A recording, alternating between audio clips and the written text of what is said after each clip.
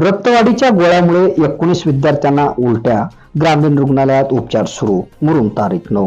धाराशिव जिल्ह्यातील उमरगा तालुका येथील केसरजवळगा येथील गांधी विद्यालयातील विद्यार्थ्यांना दिनांक 9 वार सोमवार रोजी शासकीय रुग्णालय उपकेंद्र केसरजवळगा येथील रुग्णालयाच्या वतीने रक्तवाढीच्या गोळ्या देण्यात आल्या होत्या.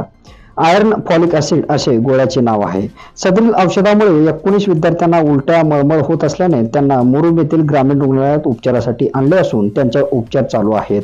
19 विद्यार्थ्यांपैकी 4 विद्यार्थ्यांना सलांच्या माध्यमातून औषध उपचार चालू असून 15 विद्यार्थ्यांना तोंडी गोळ्या देऊन उपचार चालू असल्याची माहिती व तसेच विद्यार्थ्यांची प्रकृती स्थिर असल्याची माहिती मुरुम ग्रामीण रुग्णालयाचे वैद्यकीय अधीक्षक डॉक्टर महेश आर्दले स्वामी यांनी दिली.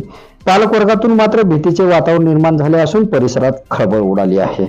सदरील माहिती मिळताच उमरगा लोहारा तालुक्याचे माजी आमदार ज्ञानराज चौगुले यांनी मुरुम ग्रामीण रुग्णालयात धाव घेऊन विद्यार्थ्यांच्या प्रकृतीबाबत चौकशी केली.